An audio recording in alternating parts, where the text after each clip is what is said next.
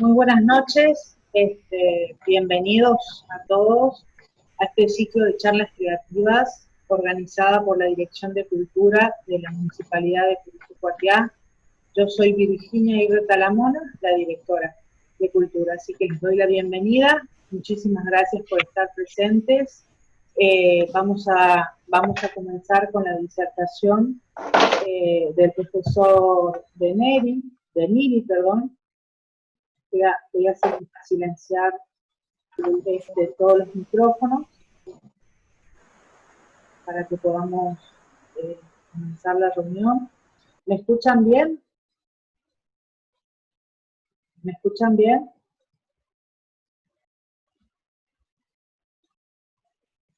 Bueno. Sí. Bueno.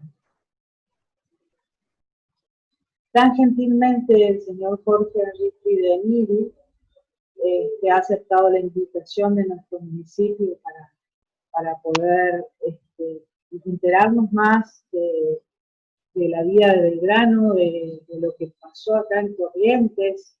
Curitiba fue fundada por él en 1810, así que nosotros hicimos diversos actos conmemorativos el día de hoy y este es el cierre para festejar y conmemorar esta fecha patria.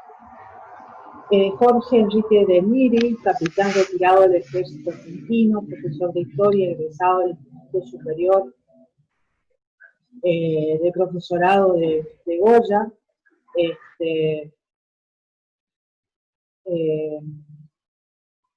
licenciado en Historia egresado de la Universidad Nacional de Misiones, Facultad de Humanidades, doctor en Historia egresado de la Universidad de El Salvador, Facultad de Historia, Geografía y Turismo, docente de nivel secundario, superior, universitario hasta el año 2013, actualmente es directora de honor del Archivo General de la Provincia de Corrientes, tiene publicado solo y en colaboración 25 libros, se ha presentado en congresos y ha publicado revistas especializadas en más de 100 monografías, ha publicado artículos históricos en diversos medios de prensa, colabora habitualmente con el diario Época. Su última obra, editada en el 2019, se titula Epistolario Belgraniano en el Archivo General de la Provincia de Corrientes. Es una transcripción y análisis de cartas inéditas del general Manuel Belgrano. Así que eso es en parte nuestra charla de hoy. Yo le doy la bienvenida a todos ustedes y en especial al profesor. Vamos a activar el micrófono, profesor.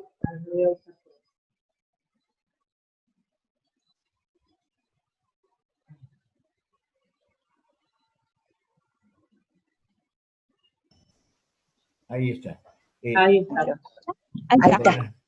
Buenas noches. Gracias, corazón. Gracias.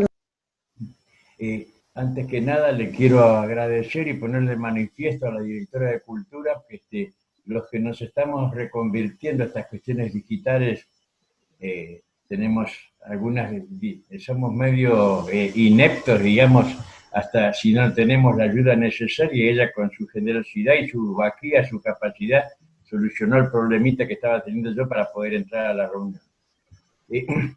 Este tema de la expedición de Belgrano al Paraguay es importante para Corrientes por varias razones. Primero, porque va a ser el bautismo de fuego de los correntinos como participantes de la Revolución de Mayo. Hasta ese momento alguna vez habían ido, digamos, formando parte de las milicias. Los correntinos que estaban en Buenos Aires en su momento habían armado una pequeña unidad para luchar contra las invasiones inglesas, pero la entrada grande, ¿no es cierto?, en un ejército reglado, la van a hacer bajo las órdenes de Belgrano en esta campaña al Paraguay. Y después, la campaña yo creo que hay que verla en función de la cuestión de los centros de poder. O sea, se produce el movimiento de Mayo y hay 3 centros de poder, ¿no es cierto? Buenos Aires, Montevideo y Asunción, que van a disputarse la hegemonía, y la que se apura rápidamente para hacer eso va a ser la Junta Gubernativa, que empieza a mandar columnas auxiliadoras, como le puso un tanto eufemísticamente, hacia distintos puntos del país. Una de ellas va a ser la que encabece Belgrano. Él explica bien por qué toma la decisión de pedir el mando de la expedición. Dice que es porque quería experimentar el servicio activo y al mismo tiempo se quería alejar, yo diría que de la interna que había en ese momento en la Junta, ¿no es cierto? Que era el tema, bueno, saavedristas, morenistas, entonces él quería hacer algo, experimentar algo, hacer algo útil, y bueno, y toma el mando de la expedición. Lo primero que hay que recordar es que esa expedición se inicia con auspicios que no son exactos. Tanto Belgrano como algunos de los miembros de la Junta, parece que hay otros que tenían una idea un poco más clara, estaban convencidos de que en el Paraguay había un movimiento parecido, o sea, de efecto igual y contrario al que se estaba teniendo lugar en Buenos Aires, con el que iban a contar para poder, digamos, poner al Paraguay bajo la autoridad de la Junta. La cuestión es que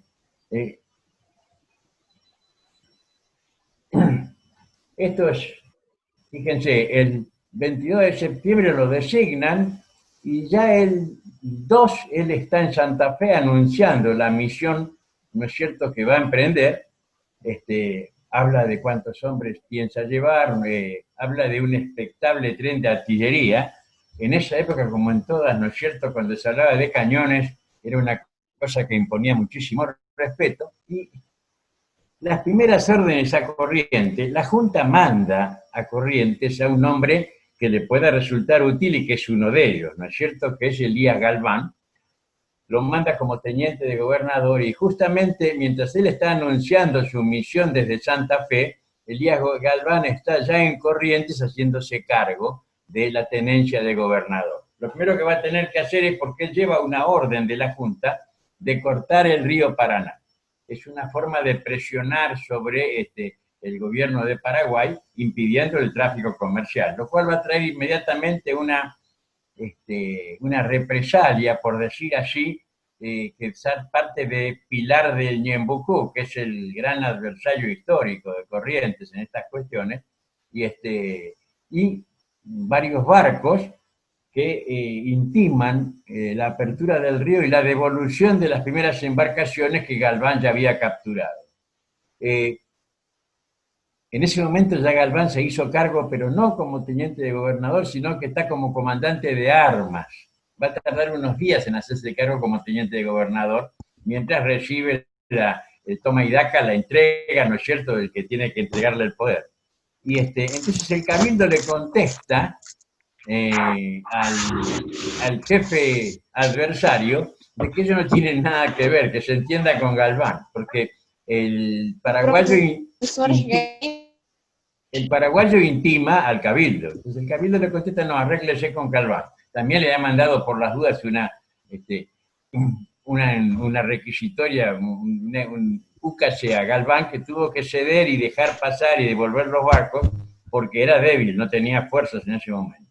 La cuestión es que mientras tanto, Belgrano, que ha empezado con un pequeño núcleo de hombres que son soldados, hoy diríamos profesionales, bueno, arriba la bajada sigue incorporando gente para remontar el ejército. La bajada era, tal como la palabra dice, una bajada al Paraná, que es lo que ahora se llama Paraná, la capital de Entre Ríos. Y ahí le van a regalar un montón de caballos, que le van a ser insustituibles porque el gran problema de toda la campaña va a ser la caballada. La cuestión es que el 25 de octubre él asciende a coronel. O sea, la campaña la empieza como coronel. Va a ser ascendido a brigadier, que es el equivalente a general, cuando ya está en Paraguay. En enero, el mismo día de la batalla de Paraguarí, le van a firmar los despachos en Buenos Aires. Y bueno, el 2 de noviembre rompe la marcha hacia Curuzú, el 8 arriba a Curuzú, y bueno, eso no tiene sentido que lo diga hablando a Curuzú, ¿no es cierto? O sea, el 16 se produce ese acontecimiento tan importante que es la fundación del primer pueblo patrio, como dice la ley nacional que se aprobó en el año 2016.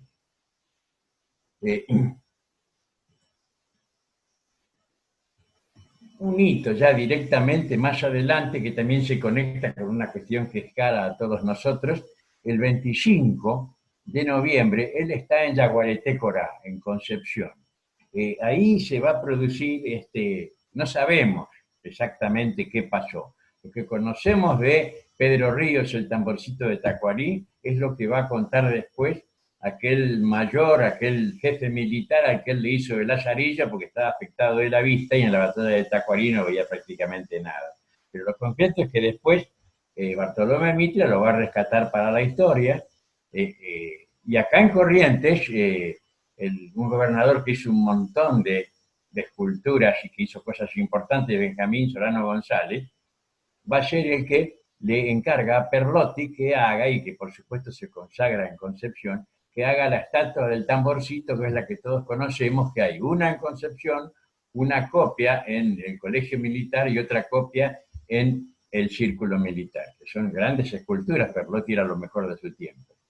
La cuestión es que después Belgrano había venido cruzando la provincia de Corrientes por el centro, porque no quería que se supiera a dónde iba a cruzar para entrar al Paraguay. Le había pedido también a Añasco, que era el jefe de milicias que estaba colaborando con él desde que entró a Corrientes, y le ordena a Galván que lleve gente al Paso de la Paz. En esa época se llamaba Paso del Rey, porque después se le cambió, ¿no es cierto? Se le puso Paso de la Patria, porque ya no eran digamos, posesiones del rey, sino que pasaron a ser de la patria.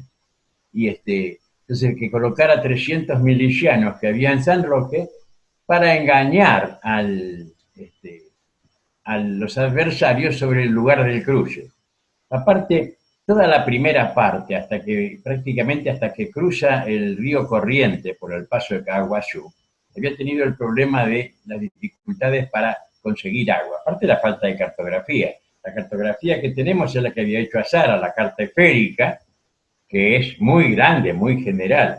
Pero además había algo más detallado, que era una carta hidrográfica de Entre Ríos, pero que llega nada más que hasta la mitad de Entre Ríos. Después de ahí para el norte no había más nada.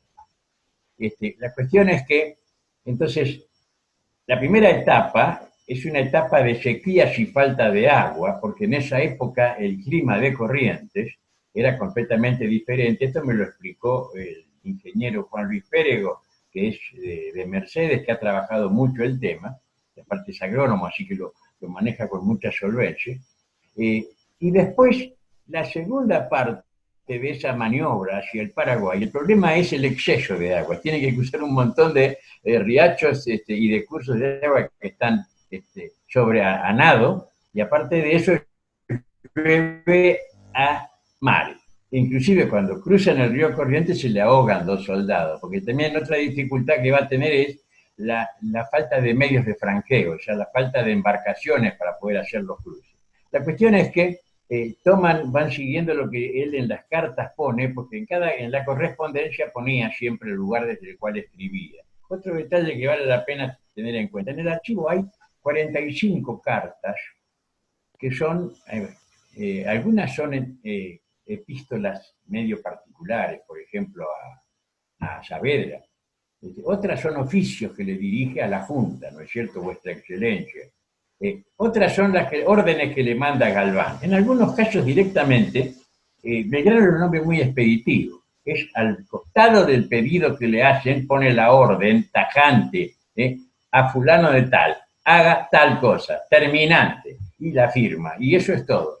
Bueno, de ese tipo de esas muestras de correspondencia en el archivo hay 45 ejemplares. El año pasado, justamente, bueno, a instancias del secretario del Instituto Belgraniano de Corrientes, que me dijo, ¿por qué no hace algo con eso? Yo hice una recopilación con un estudio preliminar y un análisis de cada carta. Y este año hice el segundo. Yo lo dividí en 2 etapas: las cartas que son, digamos, testimonio de lo que sucede mientras maniobra hacia el Paraguay, y después lo que hice ahora, que es todas las cartas que él y oficios que él manda cuando ya cruzó, cuando ya está en el Paraguay, ¿no es cierto? Y está, por decirlo así de alguna forma, en batalla. La cuestión es que van por la costa del Paraná, como pone él en las cartas. Cada vez que paraba escribía, le escribía a la Junta, le escribía cartas particulares, por ejemplo, a Saavedra, le escribía, le mandaba las órdenes a Galván. Impresionante la capacidad epistolar que tenía. Y, bueno, va por la costa del Paraná ahí. La intención de él parece que era cruzar por Apipé, pero cuando llega, por falta de medio de franjeo, tiene que seguir hasta Candelaria. Él dice en sus memorias que lo que hicieron son balsas. O sea, esto va un poquito en contra de la versión correntina tradicional de que Ferré hizo las embarcaciones para el cruce. Hizo algunas embarcaciones, parece que fue una canoa grande, importante. Después, en realidad hicieron balsas para 60 hombres cada una, y Belgrano cuenta cómo las probaron, ¿no es cierto?, ahí a vista y paciencia del enemigo, no fuera cosa que en el medio del río se fueran a hundir. Y ahí se ve lo importante de las precauciones que había tomado, porque en el río había unas cañoneras españolas, los catalanes, dice él en sus cartas, que evitaban, no, controlaban el río, y aparte también toda esa navegación va a desaparecer recién cuando San Martín le pega una paliza a una de esas flotillas en San Lorenzo. Pero entonces él los había distraído, estaban dando vueltas por allá cerca de Paso de la Patria, y resulta que él cruza por Candelaria, no tuvieron tiempo de llegar. La cuestión es que en la noche del 18 y todo el día 19, el ejército de Belgrano va a cruzar el río. Él recién cruza el 20 y entra en Itapúa. Itapúa es lo que ahora conocemos como Encarnación. Hay un encuentro con una guardia en un lugar que se llama Campichuelo, una pequeña escaramuza en la que una guardia de unos 10 o 15 hombres es derrotada, y se apoderan de un cañón pedrero y una cosa así. Después, otro jalón de todo esto, la batalla de Paraguay. Yo no sé si tuviera que compararlo a Belgrano, diría que era un pitbull, un rottweiler, porque tenía 800 hombres y con eso ataca a 3.000 paraguayos. O sea, una inferioridad de condiciones absoluta. En artillería, los paraguayos tenían 10 cañones, él tenía 6. Y así todo, casi sale a la par. Tuvo que abandonar el terreno, retrocede, se instala en el río Tacuarí, arma una posición que prácticamente era infranqueable, una posición defensiva. Reitero lo que dije antes, el día de la batalla de Paraguarí es el día que le están firmando los despachos de brigadier, recién ahí es general. Y los paraguayos, que tienen un jefe competente, que es Manuel Cabañas, conoce por supuesto el terreno de Paraguay. El problema es que va a seguir hasta la misma guerra del Paraguay después, en 1865 al 70, es la falta de conocimiento sobre la topografía, la geografía paraguaya. Pero la cuestión es que hay un lugar donde franquear el río, en un flanco, en un costado de la posición que hizo Belgrano, que Cabañas sabe que de frente es imposible asaltarla. Entonces hace un puente, y la noche antes, la noche del 8 de marzo, los paraguayos desfilan por el puente, se produce la batalla. También siguen en inferioridad de condiciones. Belgrano tiene unos 1.200 hombres y los paraguayos unos 2.000, 2.000 y algo. La cuestión es que lo derrotan, pero es una derrota muy particular, porque no se rinde. Él le ofrece una capitulación a Cabañas, que parece que estaba impresionado sobre todo por la pujanza de Belgrano. En esta acción es cuando él en un momento determinado dice, bueno, no importa, da lo mismo morir a los 40 que a los 60. Refiriéndose a lo que tenían por delante, que era con muy poca gente, pelear hasta las últimas consecuencias. La cuestión es que hace una capitulación por la cual Belgrano acuerda volver a cruzar el río Paraná y a dejar libre, abandonar el territorio paraguayo. Lo hace prácticamente el mismo día de digamos, de la acción, empieza ya a preparar sus fracciones.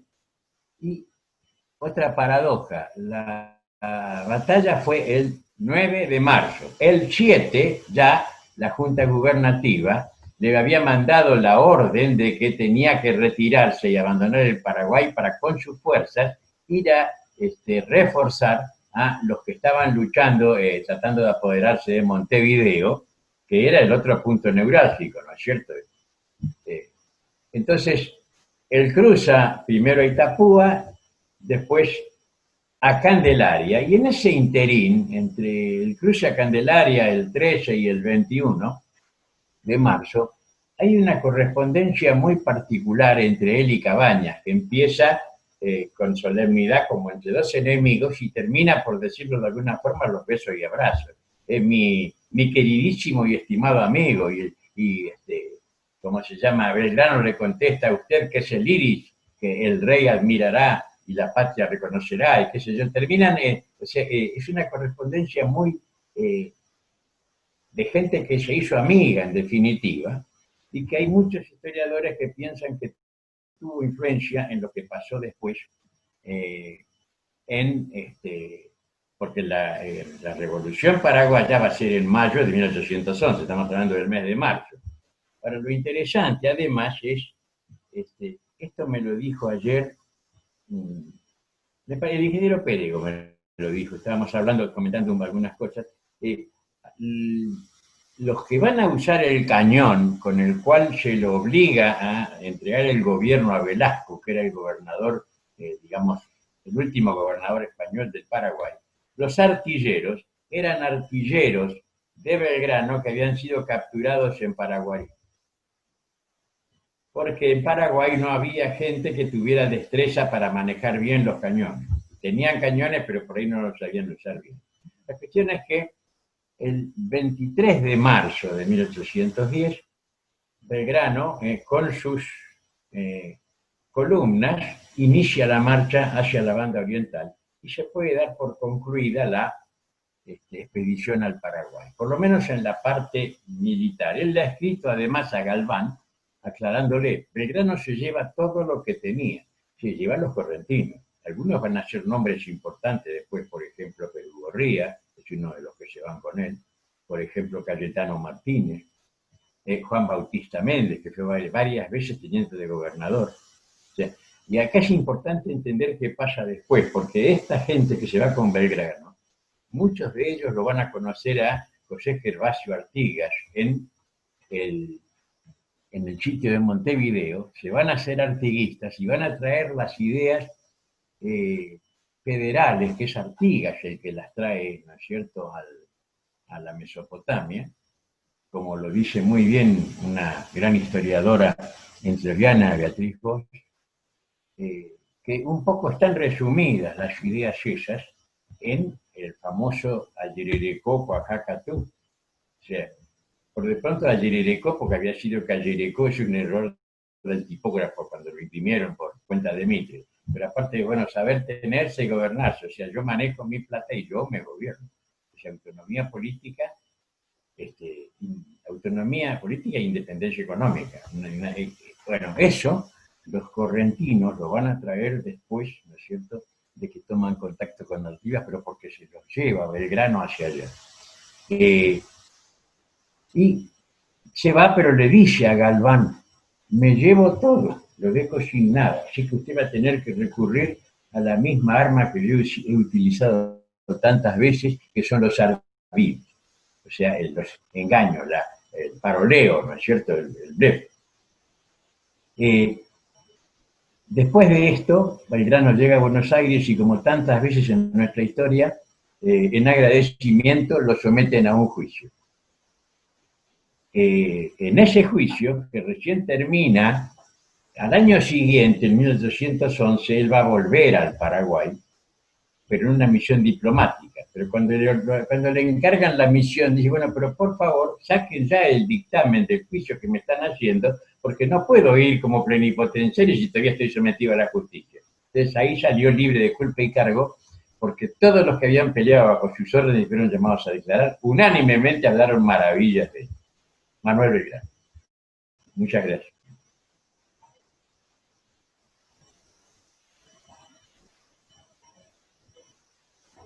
Bueno, eso fue todo. No sé si hay alguna pregunta, algún interrogante.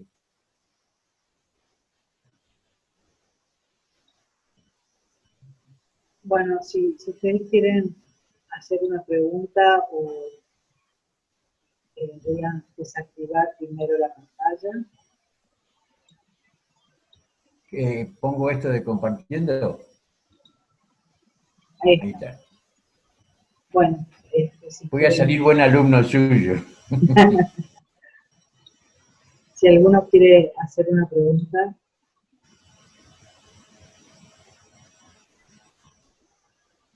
Acá hay algunos comentarios en el chat y bueno, yo le voy a hacer una pregunta. ¿Cómo fue, cuál era el contexto en que llegaba Corrientes, Belgrano? Porque yo sé parte de la historia de Coruña, que acá fue recibido por las 40 familias que vivían en Coruña y que le dieron caballos, incluso le dieron algunas otras cosas más para que él pueda seguir su expedición al Paraguay. ¿Cómo fue con el resto de las ciudades que él fue tocando, fue llegando en ese trayecto al Paraguay? Como él atraviesa la provincia por el centro, prácticamente desde que deja Curuzú hasta que llega a Concepción, no pasa por ningún poblado, es a campo traviesa. Pero además de eso, yo diría que la gente que más contacto tuvo con él fue la de Curuzú y algunas personas, por ejemplo, el comandante Casco, que es el que va a dejar después él a cargo de Curuzú, ¿no es cierto? Pero la realidad es que en el año 1810 la gente de Corrientes Capital se mantuvo cuidadosamente aséptica respecto de la campaña de Belgrano. Estaban en contacto directo y colaboraban con él Segovia en Itatí, Casco, Añasco en San Cosme, por supuesto necesariamente y Elías Galván, pero el resto de 50 sesiones que hizo el Cabildo, de 50 reuniones del capítulo, hay una sola referencia a Belgrano como el general del norte. Hay que pensar que lo más importante que estaba pasando era esa campaña. O sea que, ¿y por qué se refieren a Belgrano? Porque él les mandó, le había llegado de Buenos Aires, un tomito del contrato social publicado por Moreno, o sea, el libro de Rousseau, que después fue quemado por mano del verdugo, según la tradición, en la plaza, en una de las invasiones paraguayas que hubo después. Era una cosa muy particular porque, según dicen algunos historiadores que lo han estudiado en profundidad, Moreno lo expurgó de toda referencia negativa contra la religión. O sea, que era un jacobino muy particular, ¿no es cierto? Muy sui generis. La cuestión es que si alguien puede reclamar un contacto y una relación con Belgrano ese año y en esas circunstancias, es precisamente esas familias que vivían en ese momento en Curuzú Patiá. El resto, y por supuesto la gente de Concepción, porque él también pasó por ahí y tuvo contacto con ellos. El resto no, porque pasó muy lejos de la ciudad. Yo no, a esta altura no sé, porque no lo tengo claro, de si no hay ninguna referencia, porque la impresión que me da es que se cuidaban mucho, porque el Belgrano lo dice en una de sus cartas, parece que creen que tienen miedo de que sea derrotado. O sea que las colaboraciones y los apoyos eran con cortapisas. Él va a tener dificultades de abastecimientos, tuvo que usar esa caballada que le dieron en Paraná, porque no le quedó otra. En algún momento dice que los caballos que le han dado son de tan mala calidad que es más fácil contarle las costillas que los pasos que son capaces de dar. Y aparte se queja de que en la Gaceta salió que le habían entregado 4.000 caballos y él dice que recibió 806, una cifra muy diferente. También tuvo dificultades, una carta muy larga que él le escribe a Fernández Blanco en el que él se queja de que están hablando de contribuciones al ejército, y es cierto que hubo, pero mucho tuvo que pagar. Y con el problema de que además no le querían recibir, él tenía oro, onzas de oro que le mandaron de Buenos Aires, y por supuesto, una onza de oro en Corrientes no se veía, pero ni solamente la gente más rica, una o dos familias podían tener eso. Él tenía cómo cambiarlo en moneda más pequeña. Y por supuesto no le querían fiar. Y él se quejaba, decía que no le querían fiar a la patria. Así que yo creo que, bueno, ustedes en Curuzú no solamente pueden, digamos, reivindicar el ser el primer pueblo patrio, sino también el primero que tuvo un contacto bastante prolongado, porque tuvo unos cuantos días ahí, ¿no es cierto? Y además designó gente de su confianza para que se hiciera cargo ahí de Curuzú. Es muy interesante el acta de fundación que no sé si decir organizador, ordenancista, pero no dejó nada al azar, desde dónde tenía que haber una escuela, dónde tenía que haber un lugar para el cabildo, dónde había que dejar el cementerio, en fin, estaba todo regulado. Que la gente que vivía afuera de la ciudad, que venga a la ciudad, que los estancieros se hagan una casa en la ciudad, estaba todo dicho ahí, ¿no es cierto? Bueno, acá hay una pregunta, no sé si te interesa, te voy a habilitar el teléfono para que vos la hagas. Perdón. Hay una participante que quiere hacer una pregunta. Sí, ¿qué necesita? Activa tu sonido, Teresa.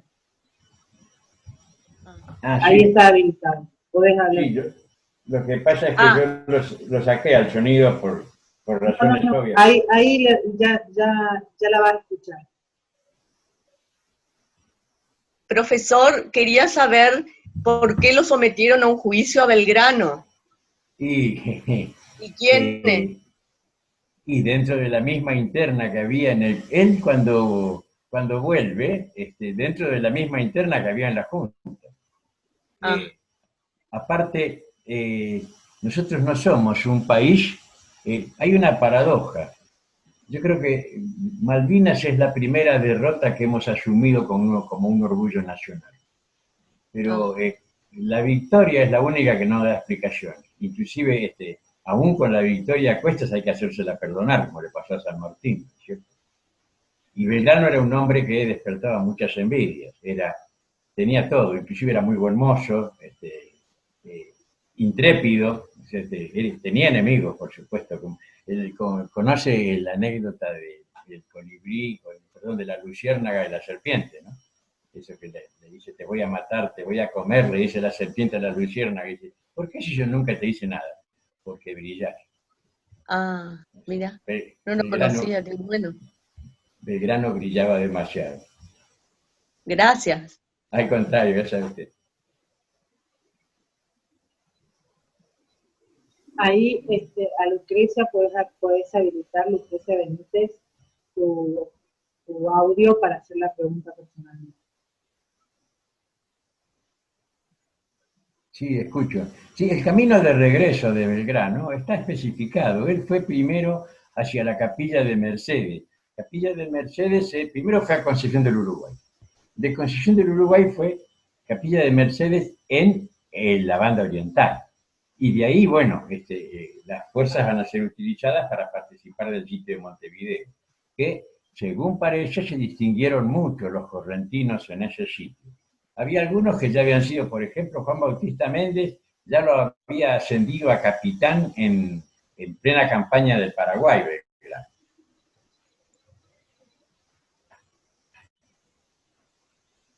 Bueno, Lucrecia pregunta si tiene una idea. Buenas noches. Buenas noches, profesor, ¿cómo le va? ¿Me escucha? Sí, le escucho. Sí, lo que quería saber era justamente si había alguna posibilidad de que el camino de regreso lo haya hecho por la costa del Uruguay. Entiendo... Fue directamente a Concepción del Uruguay. O sea, si usted me pregunta si pasó por La Cruz, Alvear, La Peyú, no. O sea, tomó los caminos de la época, pero no exactamente lo que usted... Más yendo por la parte centro. Exactamente. Y ahí hay un problema también, que no se olvide que necesitaba moverse consiguiendo abastecimientos y reponiendo los animales hay una cosa que hay que tener en cuenta, que por ahí nosotros que pertenecemos a una época diferente no lo medimos, que es el desgaste que sufrían los animales. O sea, los caballos se fundían, por decirlo de alguna forma, y había recomendaciones de cómo hacerlos avanzar, ¿no es cierto?, al paso y demás, pero igual los animales, aparte, si no encontraban buenas pasturas, había que abandonarlos, tenían que dejarlo porque o sea que esa era una cosa que lo condicionaba mucho, la necesidad de remontar la caballada y de conseguir comida. Que conseguir comida para mucha gente no era fácil. Aparte, no nos olvidemos, estamos viendo que en esa época, el año que estamos hablando era un año que todavía había gente en las misiones, pero no nos engañemos. Cuando Alvear, el padre del Alvear que nosotros conocemos, hace su informe sobre las misiones, y cuando Doblas gobierna las misiones, de ahí sale que ya en 1800, por ejemplo, Yapeyú estaba en ruina, no había nada. Lo dice en su informe, así que habría ya, estamos hablando de 1810, quiere decir que las posibilidades de conseguir lo que necesitaba deben haber sido bastante acotadas. No sé si alguien más quiere hacer otra pregunta. Sí, yo quería hacer una consulta al doctor. Sí, lo escucho. Sí, quería consultarle si para cruzar el río Uruguay por Concepción también usó como franqueo balsas, y preguntarle también, una vez que estaba en la banda oriental, ¿por qué camino regresó a la ciudad de Buenos Aires previo al juicio? No le voy a mentir, no lo tengo en claro. O sea, usted sabe que, digamos, los que tratamos de hacer historia estamos especializados, como puede ser un médico, ¿no es cierto?, otorrinolaringólogo, etc. Yo estoy especializado en la historia de Corrientes entre 1810 y 1852. Dentro de eso, a raíz del tema de las cartas, me ocupé especialmente de la expedición al Paraguay. Ya lo abandoné un poco, como cuando uno larga a los hijos en un viaje de estudio, bueno, lo abandoné un poco a Belgrano después que terminó la expedición, pero eventualmente lo puedo averiguar, lo voy a poner en el Facebook. Personalmente creo que para cruzar a Concepción debe haber franqueado directamente el río. No creo que haya hecho balsas, primero porque estaba en territorio propio, y segundo, ya había formas de cruzarlo y estaba, digamos, no tenía la urgencia de tener el enemigo enfrente. Las fechas del juicio, y eso no lo recuerdo, pero está publicado, el juicio está publicado con todas las deposiciones y demás, lo publicó el Instituto Nacional Belgraniano. Más exactamente, por acá atrás mío tengo el libro, porque es una cosa que estos últimos tiempos estoy usándolo en forma continuada. Es un masacote muy interesante en el que están todas las cartas de Belgrano, todas las cartas de la Junta, la autobiografía que él escribió, los escritos sobre el juicio que han escrito algunos que fueron subalternos de él. O sea que eso está accesible. Licenciado, si me escucha. Le agradezco su sinceridad y su investigación. Ahora, yendo a la parte específica de lo que usted se ha perfeccionado, yo leí en un escrito por ahí que en un momento Belgrano se trasladaba o era transportado al lomo de vaca o al lomo de algún animal semejante a una vaca. ¿Eso usted alguna vez lo escuchó? No, pero le voy a contar alguna cosa muy interesante. El verdadero cerebro de la conquista del desierto fue Domingo Faustino Sarmiento, que dijo: no le demos más caballos a los indios, démosle vacas. Es más caro, pero nadie puede hacer un malón montado en una vaca. Así que, y dicho y hecho, porque se quedaron, como tenían la costumbre de comer carne de yegua, se quedaron sin caballada, y bueno, el resultado ya lo conocemos. Pero Claro. ahora, no me sorprendería, claro que me parece que Me lo imagino a Belgrano como uno de esos rodeos norteamericanos, ¿no es cierto?, saltando arriba de un toro. Hubiera sido, aparte sabe que es mucho más, montar, la vaca es el bicho más mañero que puede haber, ¿no? Perdóneme, a mí me sorprendió cuando lo leí, pero lo leí en un apunte de un historiador, por eso también me sorprendió muchísimo, pero bueno, en esa época valía todo, ¿no? Ahora, entrando en el terreno de la hipótesis, que la historia nos hace con hipótesis, pero la pregunta que yo me hago, si hubiera corrido el riesgo Belgrano, que era un hombre tan rígido con la disciplina, de montar en una vaca delante de sus soldados. No, hasta menos, ridículo hubiera sido, pero bueno. Acuérdese que el criollo montaba solamente caballos enteros. La yegua era para las mujeres, y caballo castrado ni nunca.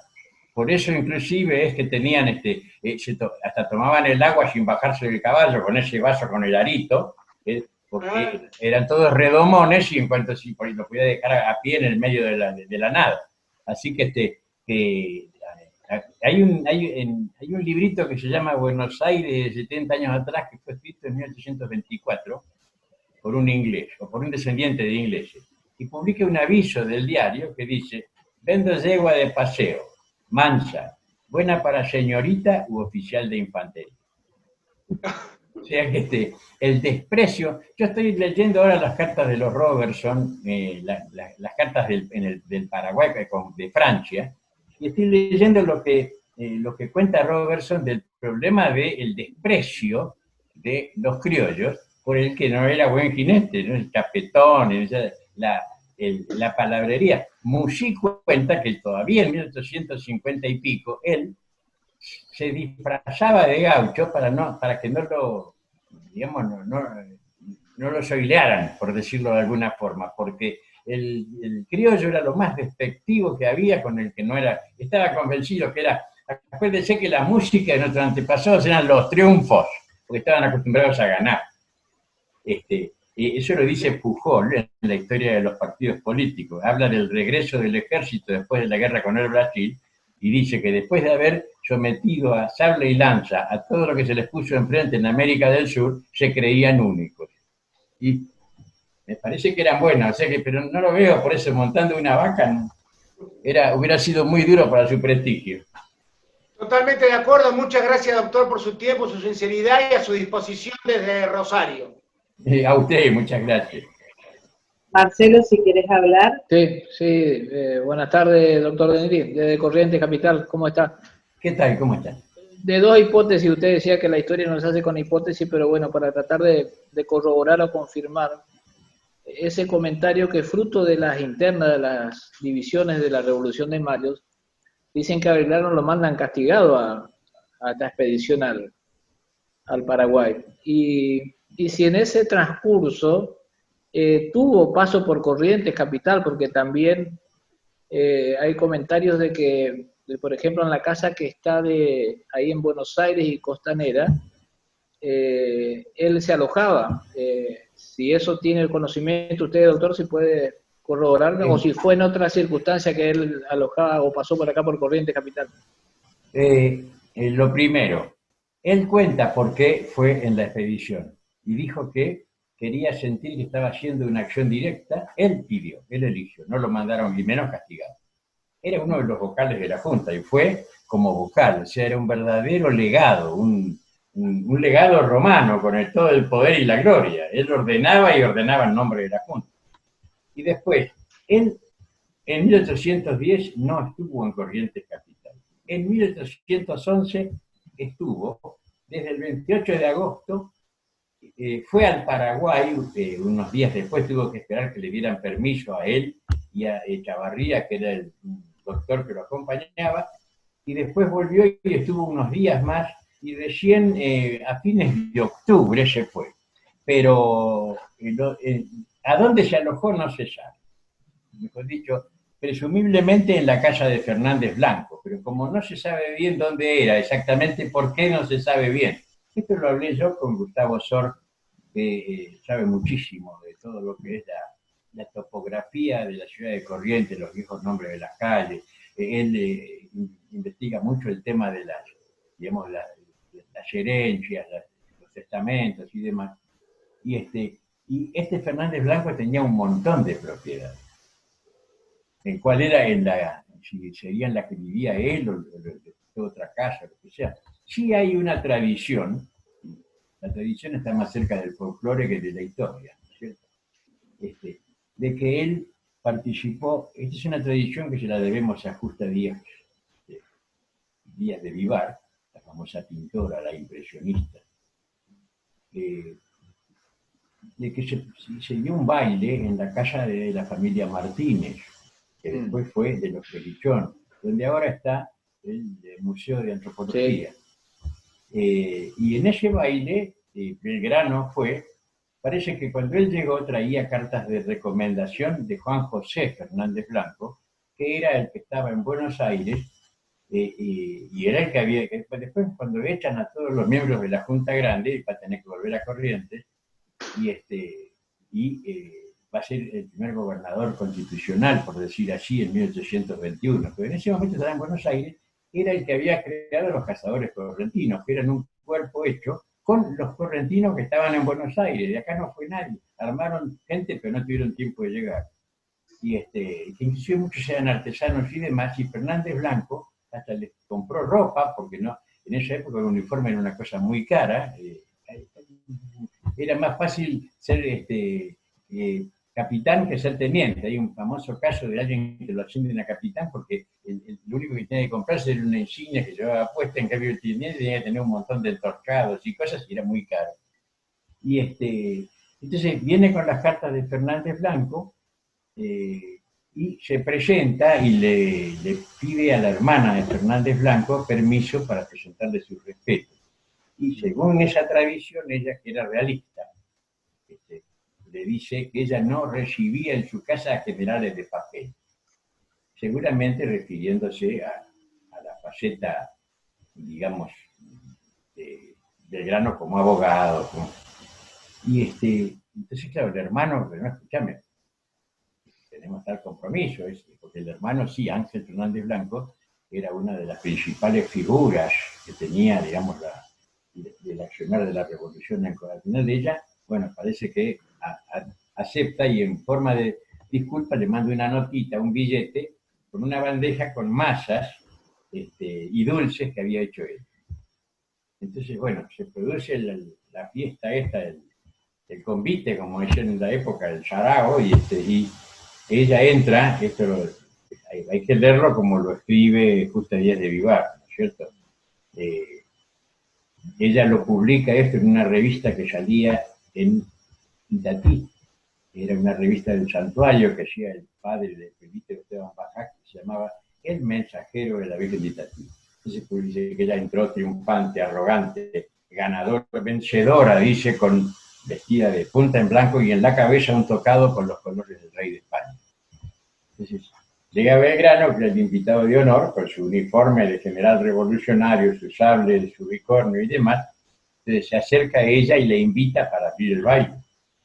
Y ella le dice que sí, acepte, bueno, los dos abren el baile. Esta es una tradición que la cuenta, al parecer, Josefa Mantilla, que era una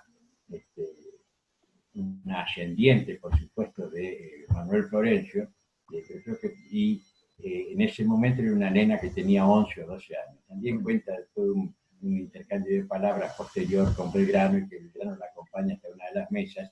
En el pañuelo de ella mete un montón de masas y después la acompaña a donde estaban los padres. O sea, 1811 sí estuvo bastante. Se sabe, por lo menos con certeza, un lugar físico en el que haya estado, que era lo que fue la casa de los Martínez. Y bueno, y eso es todo lo que yo sé. Gracias, doctor, es muy amable. Gracias. ¿Alguien más quiere realizar otra pregunta? Bueno, entonces, muchísimas gracias, doctor Benidi, por brindarse de esta manera a conversar con nosotros y a contarnos todo esto que forma parte de nuestra historia, que es tan importante. Yo le agradezco infinitamente en nombre de la Municipalidad de Curuzucuatiá y de todos los curuzucuateños. Le agradezco y agradezco también la presencia de todos ustedes, que que compartieron esta horita con nosotros. Muchísimas gracias. Gracias a ustedes y muy buenas noches.